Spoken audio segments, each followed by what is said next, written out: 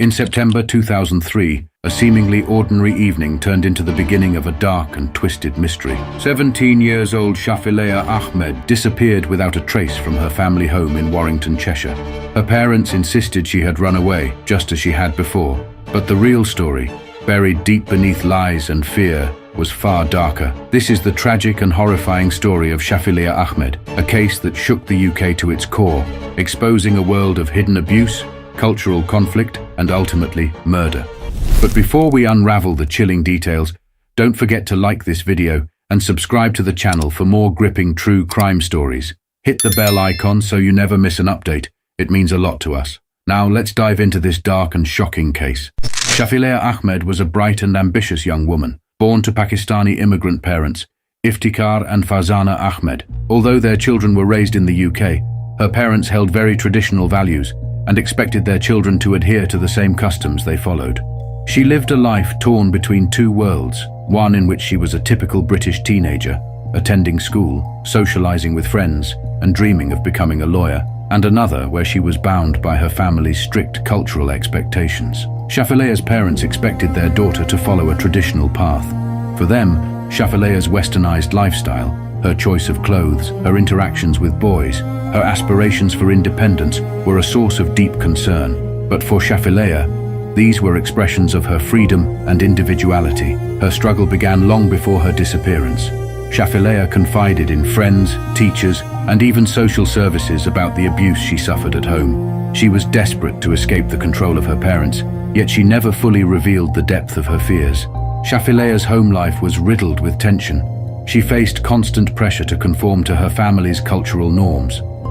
Soon, talks of Shafilea's marriage started to buzz in the house.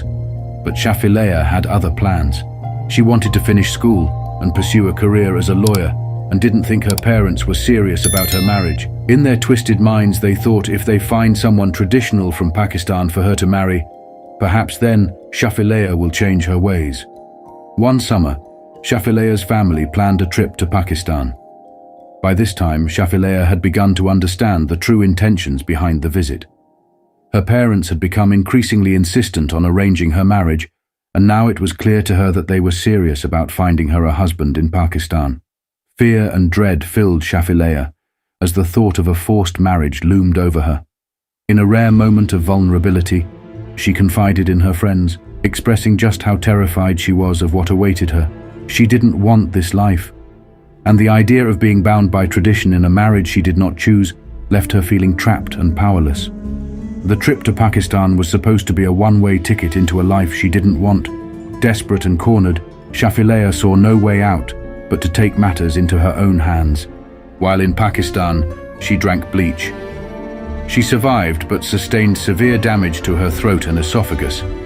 This incident was Shafilea's silent scream for help, a way of saying she could not and would not live the life her parents had planned for her. Despite this, upon her return to the UK, her parents brushed off the incident as an accident. They never acknowledged what truly happened, and the tension only grew worse. After returning to the UK, Shafilea's life became even more unbearable. She ran away from home multiple times, staying with friends and seeking refuge from the oppressive environment she lived in. Social services were called in, and school officials noticed the signs of abuse. But tragically, every time school or social services intervened, Shafilea either downplayed or simply refused their help, most probably out of fear of her parents. In one desperate moment, Shafilea wrote a haunting poem called Happy Families, where she expressed her feelings of isolation, oppression, and helplessness. The poem would later be used as evidence of the deep emotional turmoil she was in. Then arrived the fateful day of September 11th, 2003. That was the last time anyone saw Shafilea alive. Her parents told the authorities she had run away again, something she had done before. But this time, something was different. Friends reported her missing after she failed to show up to school. Weeks passed, then months, and there was no sign of Shafilea.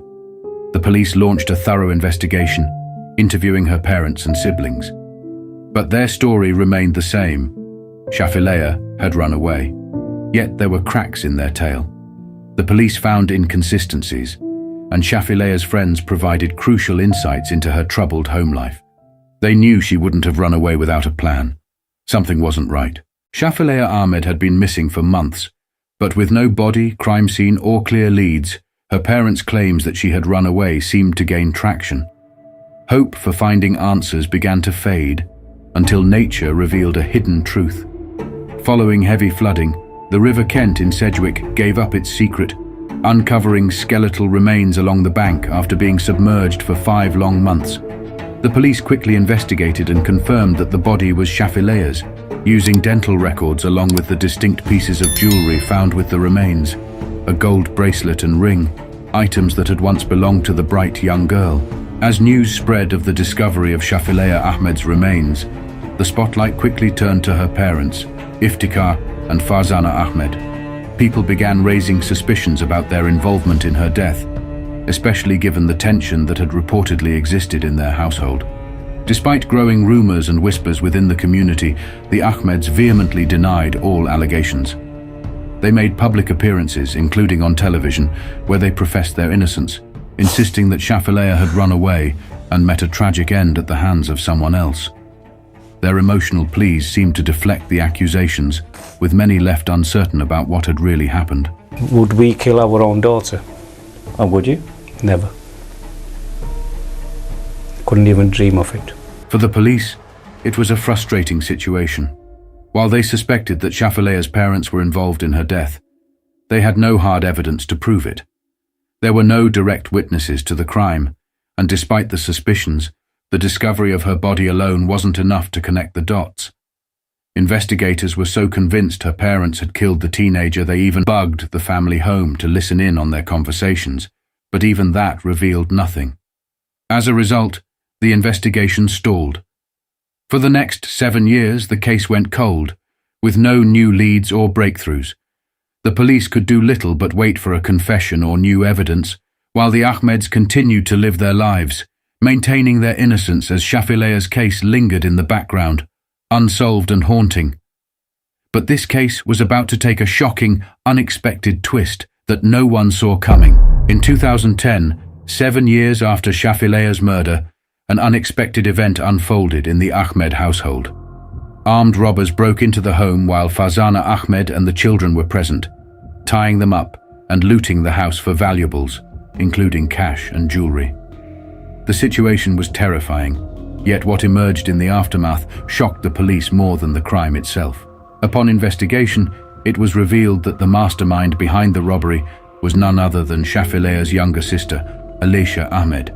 Yes, Alisha, with the help of accomplices, had orchestrated a robbery of her own family home.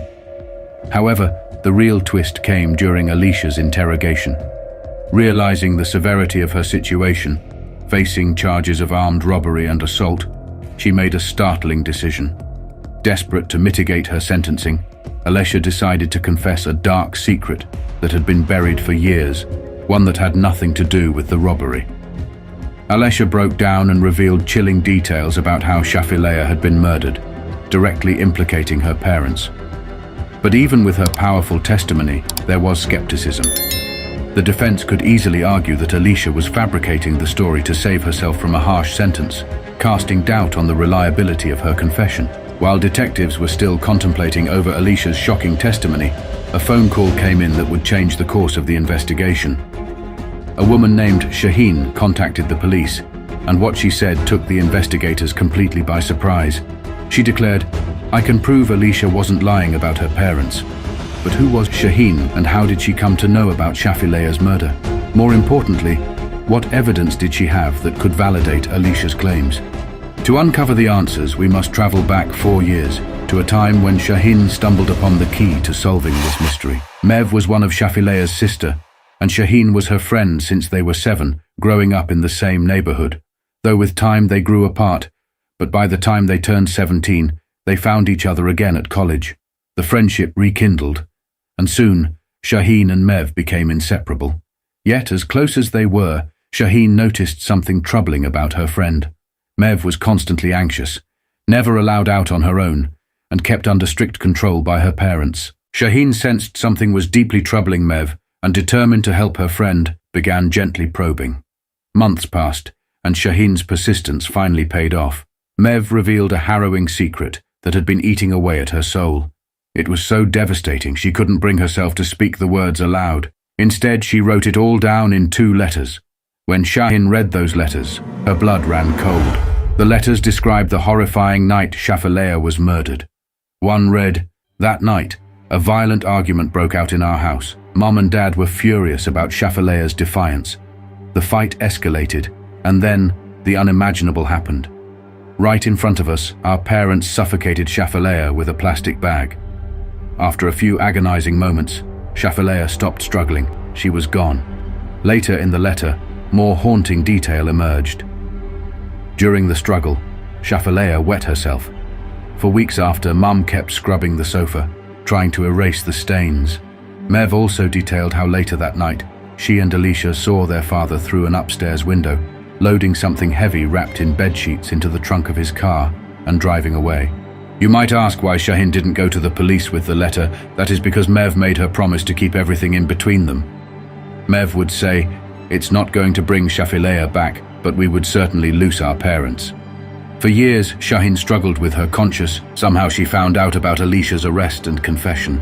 That is when she finally decided to call the police. Now the police were armed with not just 1, but 2 eyewitness stories collaborating with each other. The police arrested Iftikhar and Farzana Ahmed. The trial that followed shocked the nation. Friends, teachers and neighbors testified to the abuse Shafilea had endured. The Ahmeds maintained their innocence, insisting that the allegations were lies made up by their daughter. But the evidence was overwhelming. During the trial, Farzana Ahmed made a desperate attempt to shift all the blame onto her husband Iftikhar, portraying herself as a victim, stating that she was scared of her husband just like her daughters. She claimed she had no part in Shafilea's murder and even went as far as saying she tried to save her daughter. But her lies fell flat. The truth, unveiled through testimonies of her daughters, painted a much darker picture. It was Farzana who handed Iftikhar the plastic bag, coldly instructing him to finish it once and for all. Her attempt to escape justice only further solidified her role in the horror of that night. In August 2012, both parents were found guilty of Shafilea's murder. The judge condemned their actions as a gross breach of trust, sentencing them to life in prison. Shafilea's story is one of tragedy, but also one that highlights the devastating consequences of honor-based violence. Her case sent shockwaves across the UK, bringing attention to the hidden world of abuse faced by young women like her. Those caught between cultures and trapped in homes where family honor is placed above all else. In the years since her murder, Shafilea has become a symbol for the fight against forced marriages and honor killings. Her name is a reminder of the importance of speaking up for those who cannot speak for themselves. This is not just the story of a life lost, but of a young woman whose dreams were stolen from her by those who were supposed to protect her. A life of ambition, cut short by a culture of control. Her parents wanted to control her, and eventually took her life in the hope to protect their honor. In return, their faces were plaster all over the media, and now they are rotting in jail. Where is the honor in that? Rest in peace, Shafilea Ahmed. You will never be forgotten.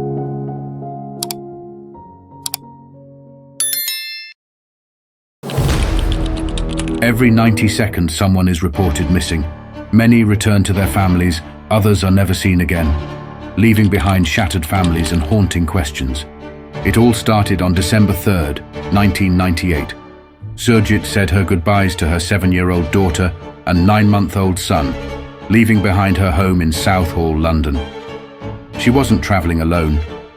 By her side was her mother-in-law, Bachchan Kaur Athwal. She boarded a plane to India with her for what was supposed to be a joyful family visit. But Surjit never came back.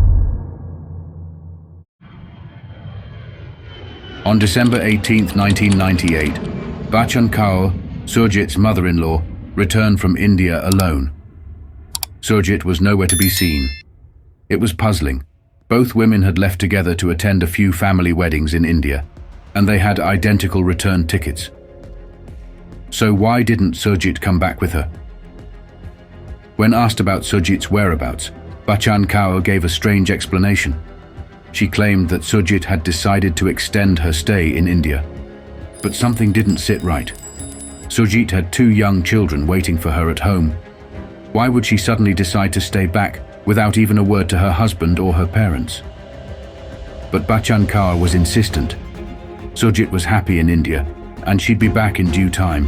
When the family was pressured for more information, Surjit's husband, Sukhdev Athwal, finally broke his silence and said, "She left me for another man." This was quite a revelation, and one that made little sense to those who knew Surjit. She was a devoted mother. She adored her children and would never abandon them. So, why did her mother-in-law and husband insist that Surjit had run off? Sarbjit, Surjit's sister-in-law, still remembers the day Surjit left for India. She couldn't summon the strength to say goodbye. Something inside her wouldn't let her. Instead, she locked herself away in her room, weeping for hours. But why? What was it that weighed so heavily on Sarbjit's heart that day? What was haunting her? What did she know? To piece together this puzzle, we need to step back in time.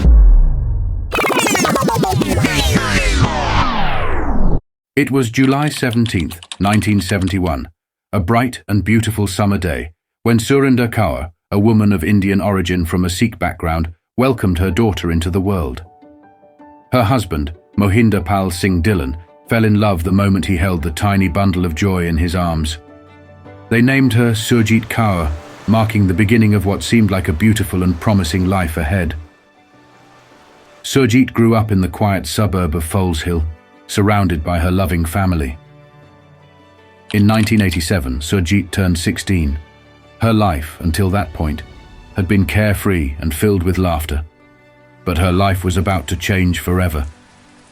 That same year, her parents, Mohinder Pal and Surinder Kaur, began searching for a suitable match for her.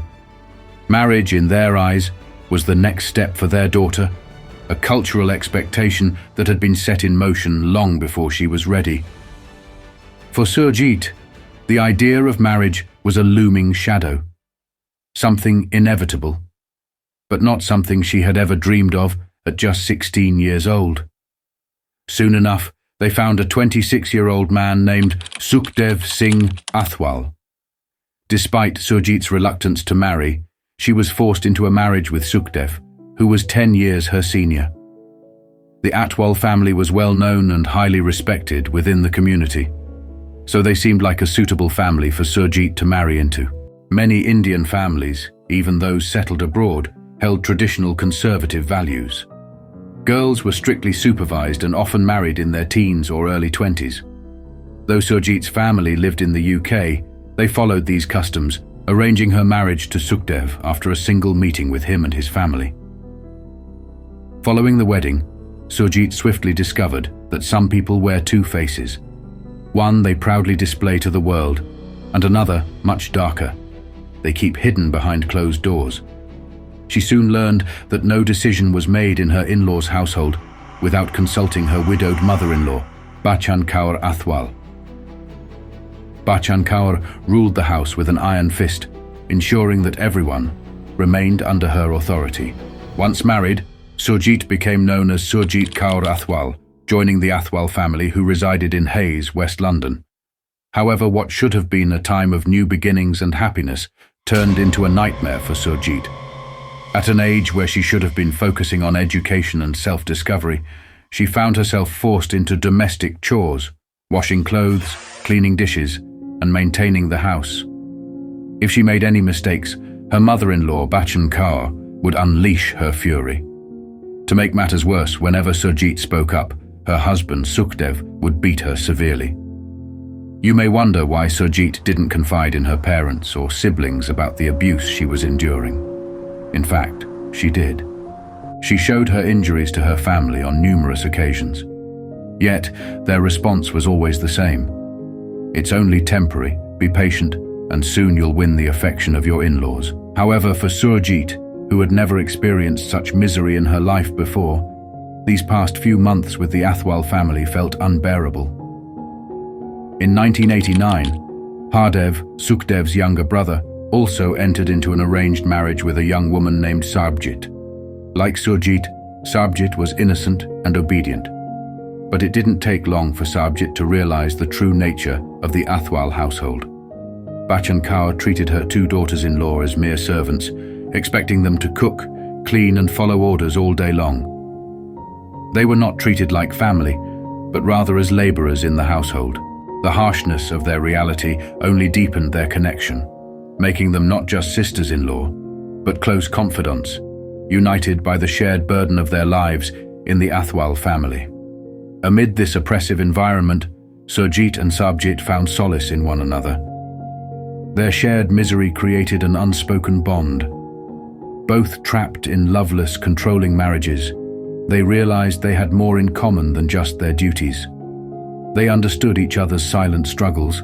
Surjit's isolation and Sarbjit's frustration mirrored one another. In a later interview, Sarbjit recalled how, in 1991, when both she and Surjit were pregnant, they were still forced to carry out their household chores as usual. Despite giving birth to their children, the oppressive treatment from Bachchan Kaur continued. She would scold them even at the slightest sound of her grandchildren crying. To outsiders, the Athwal family appeared devout and amiable. They regularly attended their local gurdwara, and whenever they encountered others, they maintained a cheerful demeanor, never revealing the torment happening within their home. Behind closed doors, however, Surjit was left to suffer the wrath of both her husband and her mother-in-law. Despite the physical and emotional abuse, there were times when Surjit bravely stood up to her in-laws. But that only led to further violence, and the constant oppression drove her to the brink of despair. Eventually, Surjit decided she needed to regain some control over her life. Despite the cruelty she endured, Surjit remained mentally resilient. Deep down, she craved more than just survival. She dreamed of freedom, happiness beyond the oppressive walls of her in-laws' home. She resolved to leave the house and find a job to escape, at least temporarily, from her home environment. She applied for jobs at various places and was eventually hired as a customs agent at London Heathrow Airport. Her charming personality and friendliness allowed her to make many new friends at work. For the first time, Surjit began to enjoy her adult life. Surjit started to contribute financially at home, thinking that might make things easier for her, but that was just a false hope. It didn't make any difference. Eventually, Surjit was able to save some money and started asking her husband to buy a separate house, which for some reason he agreed, of course, with the blessing of his mother.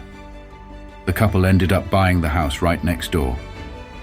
In theory, this was to make things better at home, but it only increased Bachchan Kaur's territory.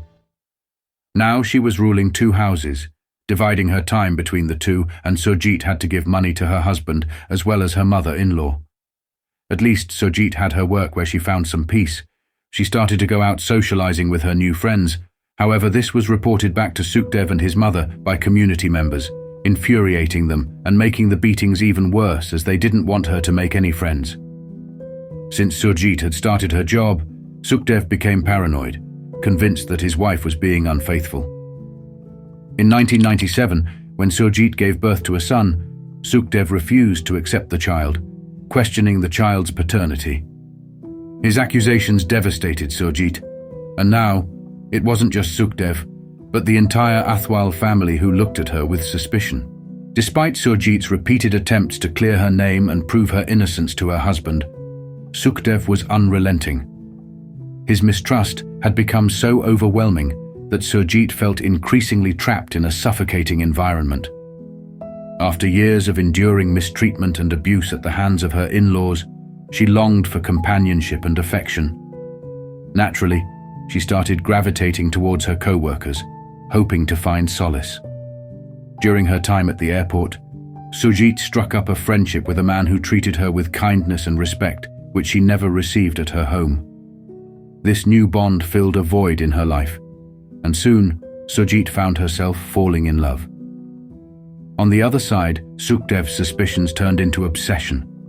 Every morning when Surjit left for work, Sukhdev would trail her movements, following her to and from her workplace.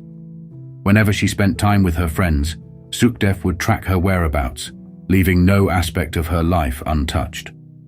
Within a short period, Sukhdev discovered Surjit's affair. Armed with this information, He shared the news with his mother, brother, and sister. Upon learning of Surjit's infidelity, the Athwal family was outraged. They believed that Surjit's actions were staining the family's reputation and that she needed to be taught a harsh lesson. Sukhdev confronted Surjit about her affair, and when she realized the entire family knew, she began contemplating a life-altering decision. In November 1998, Surjit finally gathered the courage to ask Sukhdev for a divorce. However, both Sukhdev and his mother, Bachchan Kaur, outright refused her request. Surjit had anticipated this reaction, especially knowing how much sway her mother-in-law held over her husband. The days dragged on, and in December 1998, a significant meeting took place in the lounge of their main house. Surjit wasn't present, but in attendance were Bachchan Kaur, her daughter, Sukhdev, Hardev, and even Sarbjit. Over cups of tea, Bachchan Kaur addressed the room. Surjit is spiraling out of control and bringing shame to our family. We need to rid ourselves of her. I've spoken to someone in India who can take care of it and erase her from existence. This cold and calculated plan resonated with the family. Sukhdev, despite being Surjit's husband, was fully on board with the decision to have her eliminated. Everyone seemed to agree with Bachchan Kaur's plan, except for Sarbjit, who was terrified. She wanted to warn Surjit, but the fear of Bachchan Kaur left her paralyzed. The next day, to Surjit's surprise, her mother-in-law, Bachchan Kaur, approached her with a seemingly innocent proposition. If you go to India with me one more time, be the dutiful daughter-in-law, and attend 2 upcoming weddings in India, I will grant your wish. Once we're back in London, you can have your divorce from Sukhdev. Surjit in desperation accepted that. She saw it as a path to freedom. She was thrilled at the idea of finally getting the divorce she had longed for, never suspecting the sinister plot that awaited her. Little did Surjit know, this trip from London to India would mark the last days of her life. Preparations for the trip to India quickly began, with plane tickets being booked. The departure was set for December 3rd, 1998, with the 2 women expected to stay in Punjab for a couple of weeks to attend the weddings. Their return flight was scheduled for December 18th. However, as the date of departure drew closer, Sarbjit's anxiety escalated. Although she kept her fears to herself, she confided in Hardev, urging him to intervene and prevent his mother from executing her deadly plan. But Hardev, too frightened of his domineering mother, dismissed Sarbjit's concerns and told her to stay quiet. Sarbjit felt trapped. She knew that revealing Bachchan Kaur's plan to Surjit would put her in grave danger, as the wrath of her in-laws would surely turn on her. But she couldn't shake her worry about what would happen to Surjit. Desperate to take action, Sarbjit devised a plan. A few days before Bachchan Kaur and Surjit's flight, Sarbjit left home and headed to a distant phone booth. From there, she made a call to Crime Stoppers, anonymously reporting the sinister plot. During her call, Sarbjit detailed the family meeting, where the plan to kill Surjit was first discussed. She also provided the Crime Stoppers operator with Surjit's flight number, hoping this information would prompt swift action. Determined to leave no stone unturned, Sarbjit penned a letter to her local police station the same day. In this letter, she outlined the chilling meeting that had taken place in her home and listed every family member who had been present. She even included the address in India, where Surjit and Bachchan Kaur were planning to stay, urging the authorities to act immediately. However, Sarbjit made one crucial decision. She left her name out of the letter. The risk of exposing her identity to her in-laws was too great, and Sarbjit knew that if her involvement came to light, she too could become a target. On December 3rd, 1998, Surjit said her goodbyes to her 7-year-old daughter and her 9-month-old son before leaving for the airport with her mother-in-law, Bachchan Kaur. This moment weighed heavily on Sarbjit, who, after watching them leave, retreated to her room, overwhelmed with tears. She was gripped by fear that Surjit might never return to England. Despite Sarbjit's brave attempts to save her sister-in-law's life, calling Crime Stoppers and sending an anonymous letter to the police, nothing had come of it. Neither Crime Stoppers nor the police ever responded. It seemed as if her pleas for help had fallen on deaf ears. Perhaps the authorities never received the letter, or maybe they dismissed it, treating it as a prank or a baseless claim due to its anonymous nature. Considering the circumstances, she was having a wonderful time in India. She danced and laughed at the weddings, reunited with old relatives. But little did anyone know, these joyful moments would be the last time anyone would see her alive. Time passed, and the day finally arrived. December 18th. Bachchan Kaur returned from India, but notably, Surjit was not with her. The absence of Surjit raised Sarbjit's suspicions. Unable to shake her growing unease, she asked her mother-in-law about Surjit's whereabouts. In response, Bachchan Kaur nonchalantly explained that Surjit had enjoyed her stay in Punjab so much that she decided to extend her visit by a few more days. While this explanation seemed innocent on the surface, Sarbjit couldn't help but feel that something was terribly wrong. Days went by, and no sign of Surjit emerged. Then news reached Surjit's father that his daughter had travelled to India with her mother-in-law but had not returned. Concerned and alarmed, he confronted Bachchan Kaur about Surjit's sudden disappearance. In response, Bachchan spun a fabricated tale, claiming that Surjit had met another man in India and had run off with him, leaving her family behind. Shockingly, Sukhdev supported this story, adding, "I recently spoke to Surjit on the phone. She doesn't care about her children anymore. She's more interested in her new lover." However, Surjit's family, her parents and siblings, knew this version of events was far from the truth. They refused to believe that Surjit would ever abandon her children. Deeply concerned, her brother Jagdish Singh went to the Metropolitan Police on December 29, 1998, to report Surjit as a missing person. It was only then that an official investigation into Surjit's disappearance began. Despite this, the police investigation was lackluster at best. The Athwal family continued living their lives as though nothing had happened. Meanwhile, Jagdish Singh and his father relentlessly pursued answers, following up with the police and even reaching out to the British Foreign Office multiple times. They insisted that the authorities extend their investigation into India to locate Surjit. Few days before Surjit's departure, Sukhdev took out a life insurance of £100,000, which he attempted to claim. This attempt failed and led to a growing suspicion. Sukhdev filed for divorce from Surjit in court, citing that she had run off with another man while in India. His goal was clear: distance himself from the growing scrutiny. In May 2000, a breakthrough occurred when the Metropolitan Police arrested 4 members of the Athwal family for conspiring to murder Surjit in India. The matriarch Bachchan Kaur, her sons Sukhdev and Hardev, and Sarbjit's sister-in-law. Their time in custody was brief, but Sarbjit saw it as her chance to reveal everything, describing the years of abuse Surjit endured, the dreadful family meeting, the call to Crime Stoppers, and the letter to the police. However, instead of investigating further, detectives turned their suspicions onto Sarbjit, believing she was involved in the murder and only offering partial truths to divert blame. Because Sarbjit's claims, if true, would expose police negligence, they dismissed her accusations to protect their own reputations. When they couldn't prove her guilt, they labeled her mentally unstable. This devastated Sarbjit, who had been doing everything she could to seek justice for Surjit. After just 1 day of questioning, the police released all 4 individuals without pressing any charges. The police tried another approach. They distributed posters throughout the city with Surjit's face, offering a £10,000 reward for any information regarding her whereabouts. Yet despite these efforts, years passed with no new leads on Surjit's disappearance. The constant fear and anxiety weighed heavily on Sarbjit.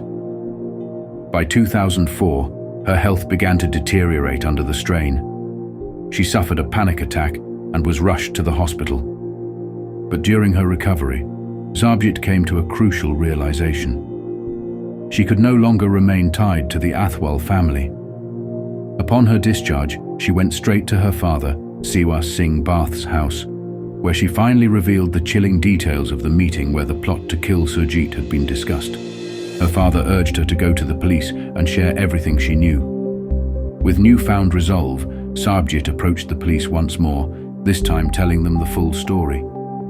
As a result, in 2005, the case was reopened, and the Athwal family was questioned once again. However, this time, Sarbjit and her father received death threats for their cooperation with the authorities. Despite this intimidation, the investigation pressed forward. Under the leadership of Detective Chief Inspector Clive Driscoll, a team of Metropolitan Police officers travelled to India for 10 days to collect evidence and interrogate suspects. By November 3, 2005, the police had gathered enough evidence to officially arrest Bachchan Kaur, Sukhdev Atwal, and Sarbjit's husband, Hardev Singh, for their involvement in Surjit's murder. The case finally started to unravel, and in August 2006, it was confirmed that Bachchan Kaur and Sukhdev Singh had orchestrated the murder of Surjit. The truth behind Surjit's tragic fate was shocking. After arriving in India, Surjit and Bachchan Kaur were picked up by Darshan Singh, Bachchan Kaur's brother. On December 5th and 6th, they attended the two weddings in Punjab. A few days later, Surjit expressed a desire to go shopping. Bachchan Kaur gave her some money and suggested that she go with her uncle, Darshan Singh. Unbeknownst to Surjit, this outing would be her last. Darshan Singh, along with an accomplice, drove Surjit in a jeep. After a while, when Surjit mentioned she was thirsty, Darshan handed her water that had been drugged. The sedative quickly took effect, rendering Surjit unconscious. Taking advantage of this, Darshan and his accomplice strangled Surjit to death. After removing all of her jewelry, they disposed of her body in the Ravi River. To this day, Surjit's remains have never been recovered. The trial began on April 25, 2007, at the Central Criminal Court and spanned 3 months. During this time, Sarbjit bravely testified against Bachchan Kaur and Sukhdev Singh for 3 consecutive days. Eventually, both were found guilty and sentenced to life imprisonment. At the time of her sentencing, Bachchan Kaur was 70 years old, making her one of the oldest women to receive a life sentence in criminal history. Sadly, the men directly responsible for Surjit's murder, Darshan Singh and his accomplice, were never apprehended. Meanwhile, Sarbjit divorced Hardev Singh and moved away with her 4 children. She later wrote a book titled Shamed, The Honor Killing That Shocked Britain, in which she detailed her harrowing experience and Surjit's tragic story. As for Surjit's 2 children, after Sukhdev's arrest, they were placed under the care of a social services agency. Surjit had once been full of life, even in her final moments as she shopped innocently in India, unaware of the cruel fate that awaited her, all in the name of so-called honor. This brings the tragic case of Surjit Kaur Atwal to a close. If you want to recommend any other cases for us to make a video on, feel free to leave a comment. If you appreciate our work, please like and share this video, and if you haven't subscribed yet, do so now. Today we bring you a shocking tale of injustice, where honor becomes an excuse for unimaginable cruelty against women. A man walks into a police station in northern Iran, his clothes drenched in blood. The officers look on, stunned, as he speaks calmly. "I had to do it, so I did it." His name is Reza Ashrafi, and his victim is his 13-year-old daughter, Romina. What drove him to commit such a heinous act? To find the answer, we must look beyond the blood-stained walls of his home, deep into the oppressive traditions and systemic failures that shaped Romina's short life. Romina grew up in Talesh, a small village in the lush green province of Gilan, Iran. Her home, nestled among the rolling hills, might have seemed idyllic to an outsider, but not for Romina. Her life was difficult. Her father, Reza, was a man deeply rooted in patriarchal traditions. He ruled his household with an iron fist, believing that obedience was the highest virtue a daughter could possess. Romina's life revolved around her family's expectations.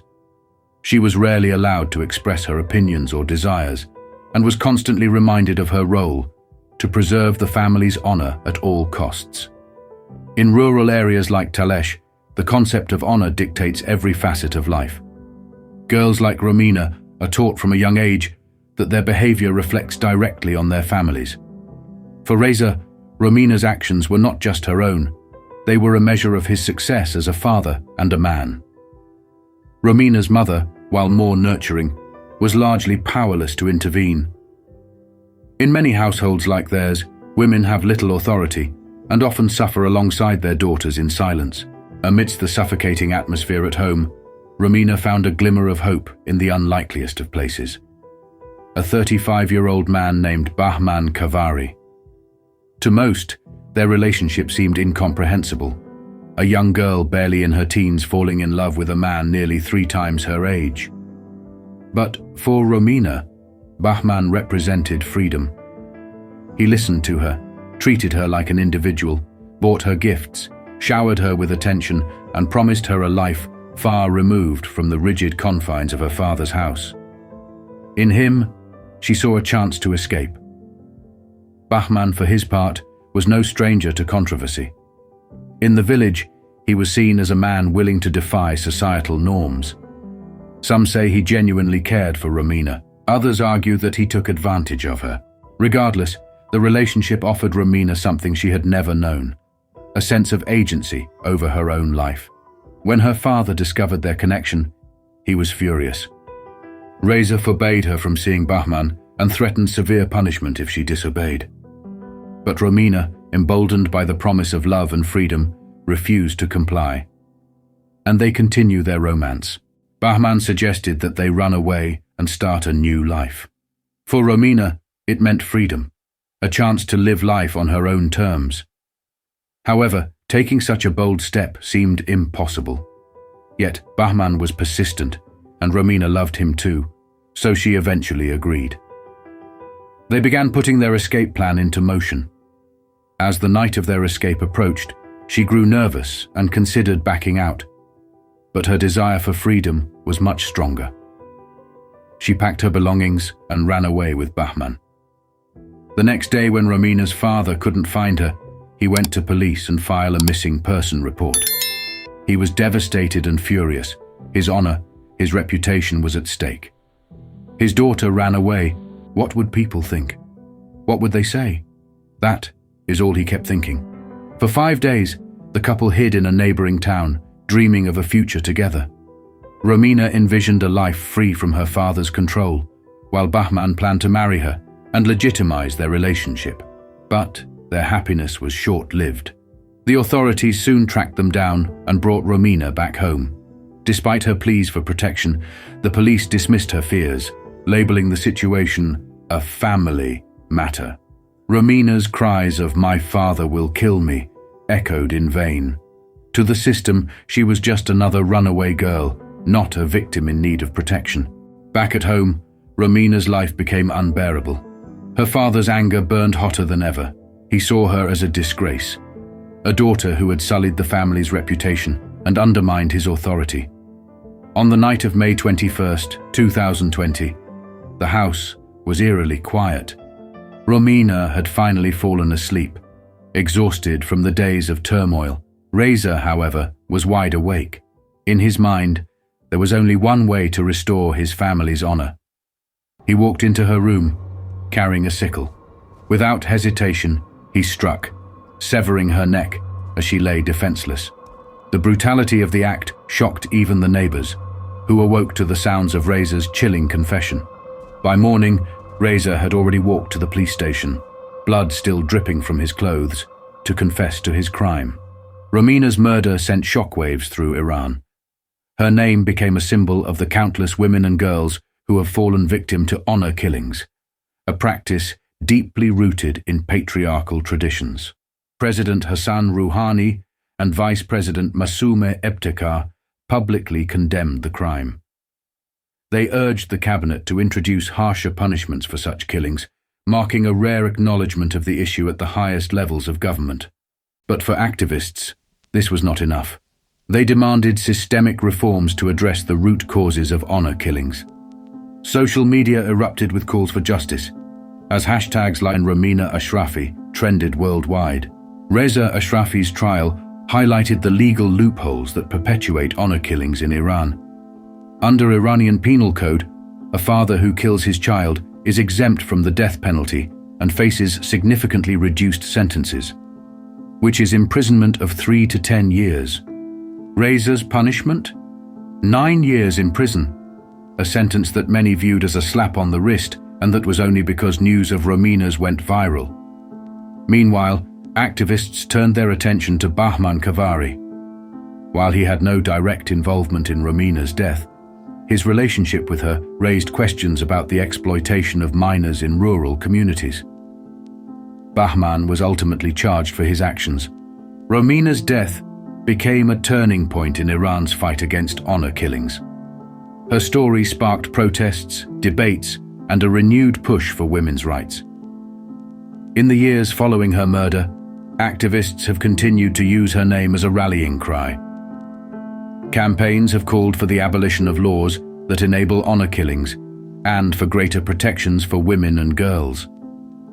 Romina's story is a stark reminder of the cost of silence. Her death forces us to confront uncomfortable truths about culture, tradition, and justice. Her story compels us to ask, how many more lives must be lost before we break the chains of tradition? And when will honor stop coming at such a devastating price? That is it for today. Thank you for watching. Please share your thought in the comments section. Don't forget to like and subscribe to our channel. Also check out our other videos. Until next time, take care of yourself.